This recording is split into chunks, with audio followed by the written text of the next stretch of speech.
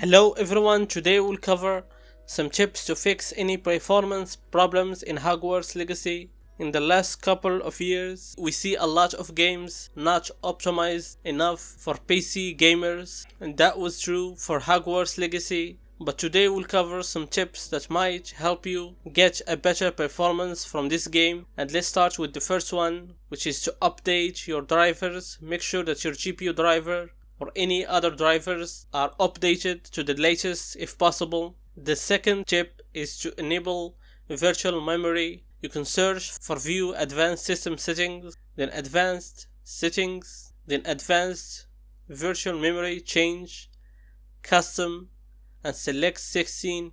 And if you have an SSD or an M.2, select the fastest storage. Use it for a better performance and to deal with any memory usage problems in Hogwarts Legacy, especially if you have 16 GB of memory.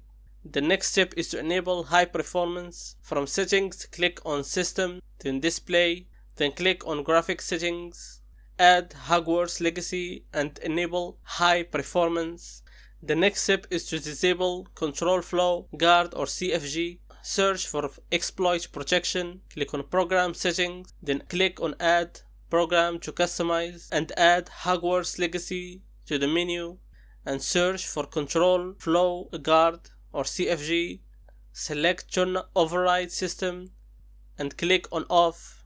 And now let's move to the display options within the game. For the upscaler, if you have an RTX GPU, select DLSS, and for the rest select FSR2. You can select quality for the best quality possible. If you're struggling to get a decent frame rate in this game, then select balanced.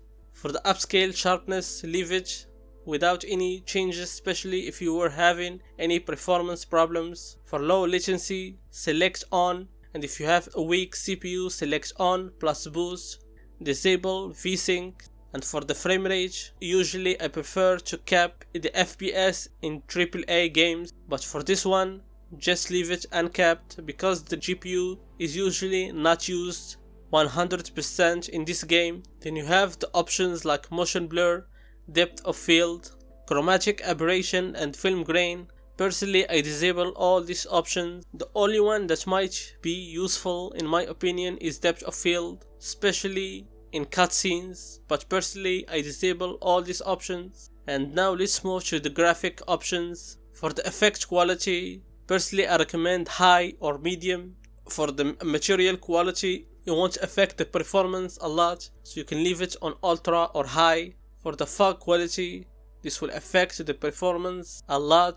This is one of the most demanding options, so leave it or medium. Or if you were facing any performance problems, select low. For the sky quality, personally I leave it at low. The foliage quality will affect the quality of grass, trees, and overall the visuals of the open world, so I recommend the medium. And if you have a better GPU, select high or ultra. For the post-processing quality, this will affect options like depth of field and motion blur, so if you disabled all those options, set this option to low. For the shadow quality, if you're not using ray tracing, then you won't see a huge difference between ultra or low in terms of the image quality, so personally I keep this option on low. And in terms of the texture quality, this depends on the VRAM on your GPU.